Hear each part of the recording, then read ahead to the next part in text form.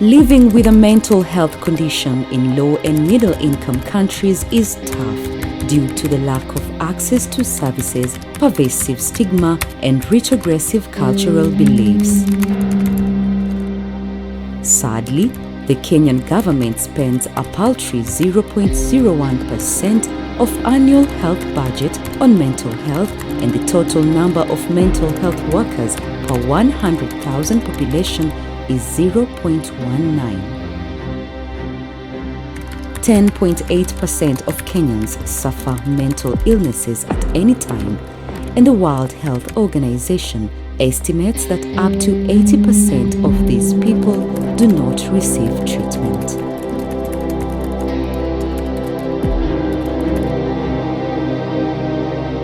The aim of the documentary Alika is to demystify mental health by sharing true stories of people who have struggled with mental illnesses and triumphed.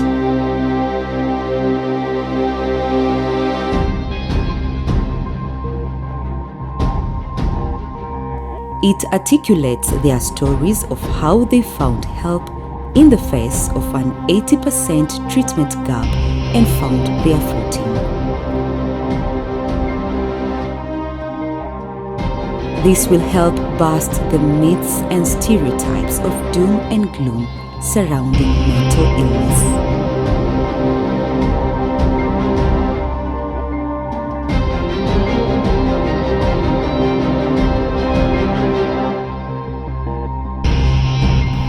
I want to use these very inspirational stories of these ladies and gentlemen who have triumphed over mental illnesses to change people's perception on mental health so that we can eradicate stigma and so that we can, as a society, normalize talk on mental health.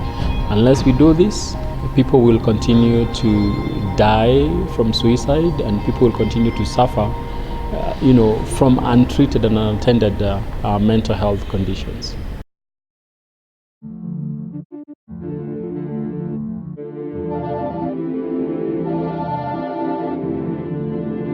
My name is Iregi Mwenja. I'm the founder and CEO of Psychiatric Disability Organization. Iregi left a well-paying job as a country director of an international NGO to pursue mental health advocacy work. However, for Iregi, this was not just professional, but personal. Growing up, he was traumatized by the numerous social challenges stemming from an undiagnosed attention deficit and hyperactivity disorder, ADHD. I was born a healthy boy to a loving father and mother, but as fate would have it, things did not remain this good for long. At 4 years of age, I joined what I call the 5% double tragedy club. I joined other unlucky kids who lose their parent. And when I lost my beloved dad, and the same year I came of age for an ADHD diagnosis, which makes 5% of kids globally. And I started officially my 30-year-long journey with undiagnosed ADHD. My name is Cynthia Wambua. I'm a mother of 2. Cynthia called PDO after 2 failed suicide attempts. She wanted support to buy bipolar medication as well as fight an alcohol addiction that was messing up her health, social and professional life. Her family had given up on her and had shut the door on her. Due to frequent absenteeism, she was now facing imminent dismissal from work. I had severe depression for the longest time and I did not know.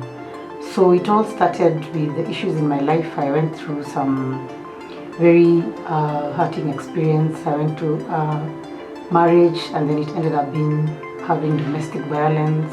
After that, my mom died of cancer 3 weeks after I'd left my marriage. And we went through a grueling divorce period of child custody that it took me through a lot of issues because even at that time I had my career to focus and concentrate on and also to raise the children. So I didn't even have time to think of where I was or what was going on in my life or what was going on inside me.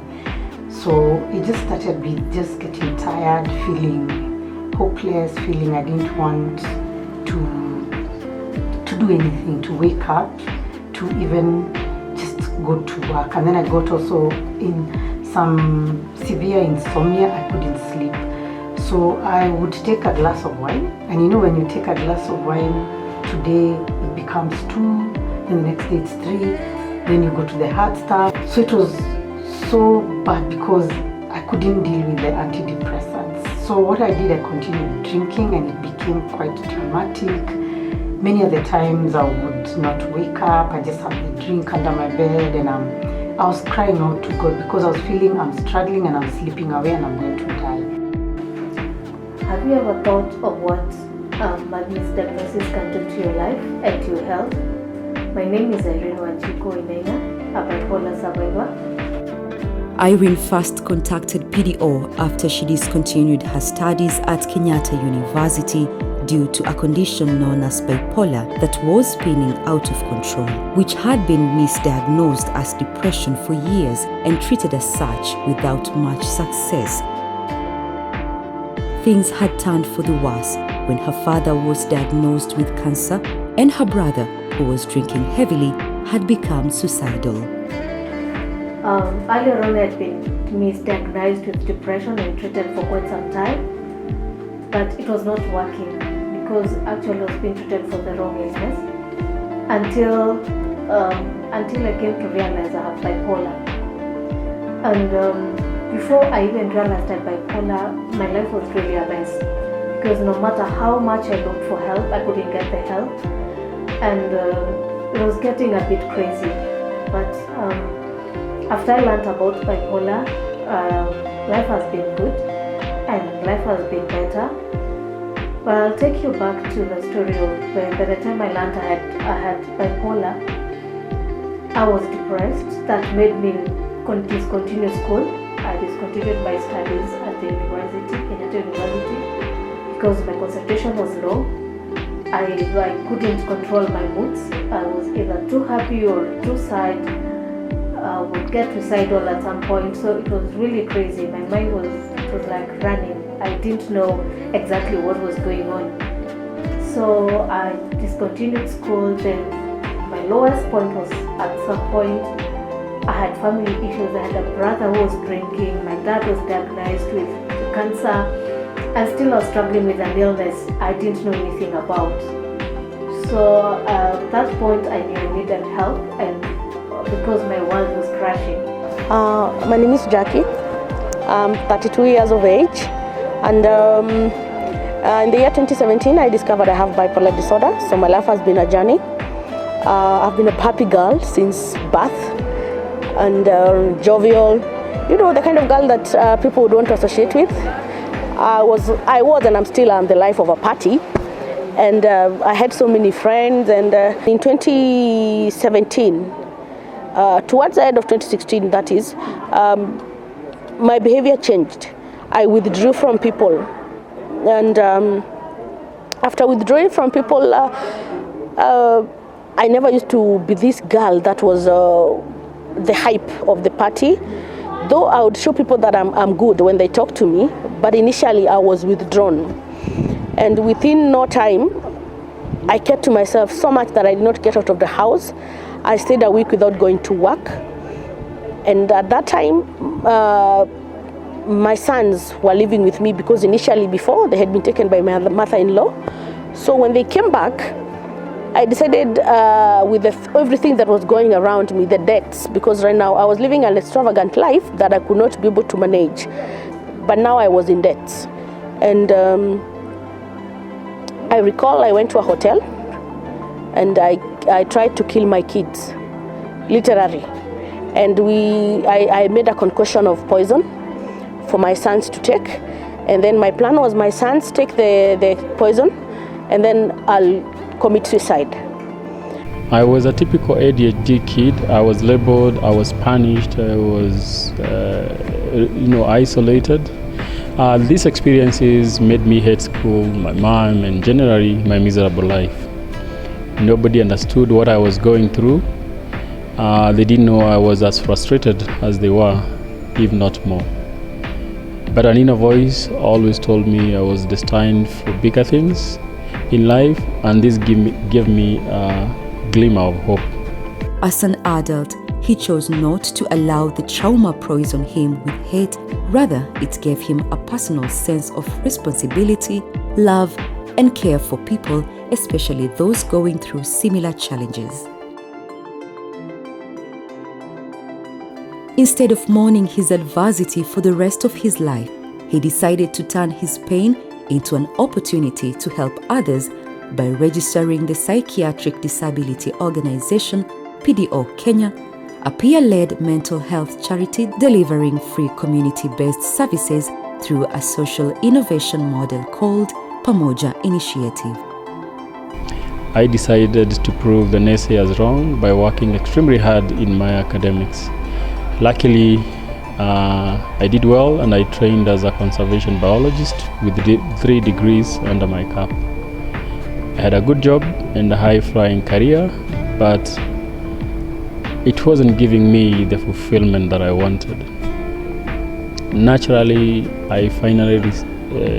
when I finally received my ADHD diagnosis after my 35th birthday, my life got a new meaning. They say what doesn't break you makes you stronger. I knew what I wanted to do for the rest of my life. I never wanted any other child to live for 35 years with an undiagnosed mental health condition. I'll go through the suffering I went through due to lack of awareness and lack of services.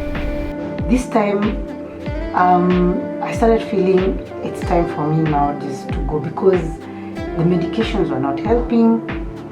The society has expectation. I'm a woman, I'm a mother. There was a lot, and everyone was looking at me, my family, like I'm actually being irresponsible because what is going on? When they expected me to fall, I did not fall. So no one, even I myself, could not understand. So in those feelings of hopelessness, I remember I started reaching out. I'll go to Facebook, and at times people use that as a therapeutic platform and post all these kind of things. So one day I saw one of my friends has posted issues on mental health, and I was quite attracted to it. So I started engaging him in conversation, and he told me about the Psychiatric Disability Organization. PDO gave her psychological support, and she started the reconciliation process with her family. For 8 months, PDO stood with Cynthia during her struggle with depression and addiction. Finally, she accepted to check herself into rehab with the help of her employer. Today, Cynthia is 10 months sober and is adhering to her bipolar medication. Since coming out of rehab, she has not experienced any relapse. She reconciled with her family, and her boss at work is pleased with her amazing recovery journey. It was one of the most amazing experiences in my life, because I went through the program, I internalized it, I got to understand the conditions that I had, I got to understand even bipolar comes because of trauma, and at times even genetic, because I went through counseling. They took me back even to my childhood, and the issues that I had not dealt with, I was able to deal with, and the ones that I couldn't actually handle it. That particular time, I was able to have the serenity, just to accept these things are like this.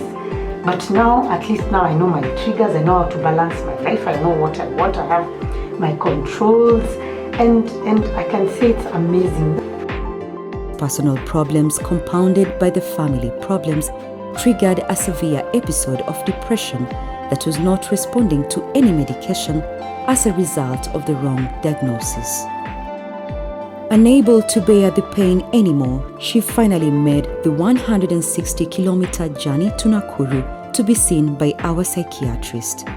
She was put on a new treatment regime and given a therapist to walk with her through her recovery.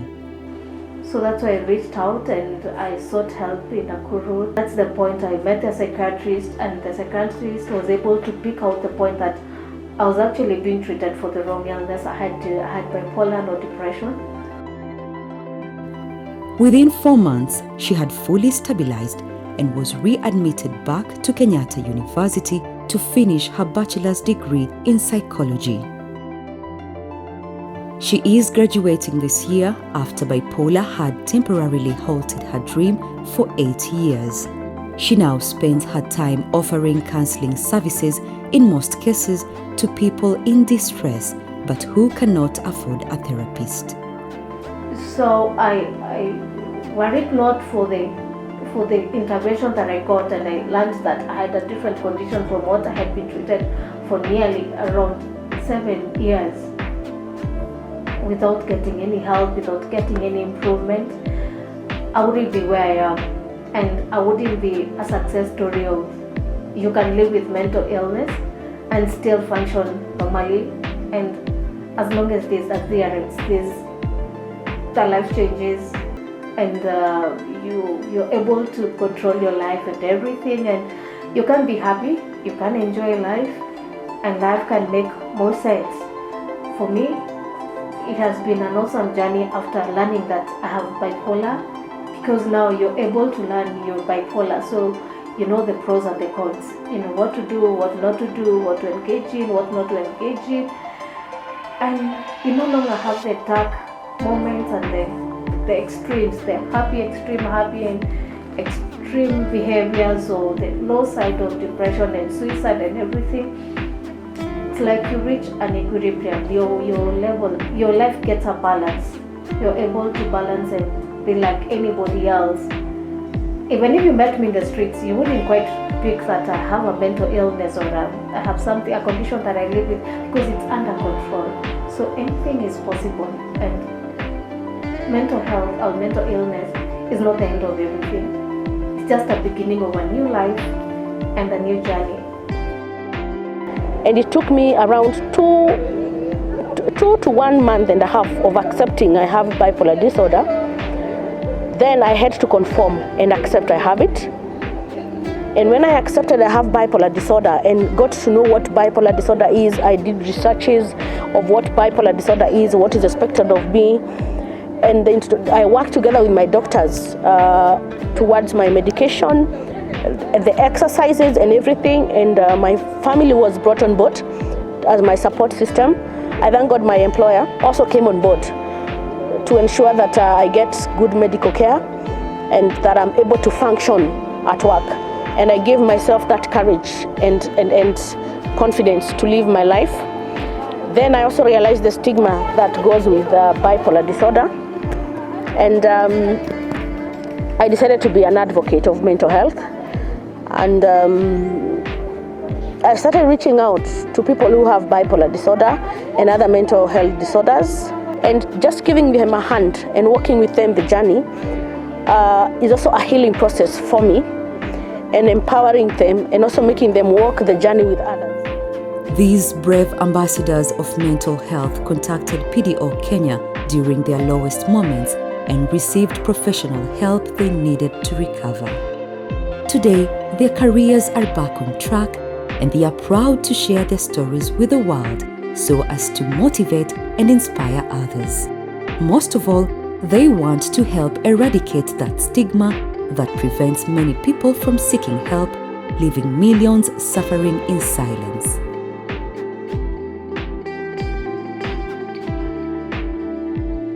The Swahili word Alika means to invite or welcome. Through our work, we invite people to access the support they need. We invite people and organizations to join our community. We invite the people and institutions of Kenya to think differently about mental health. We invite people and families struggling with mental health to come and heal with dignity.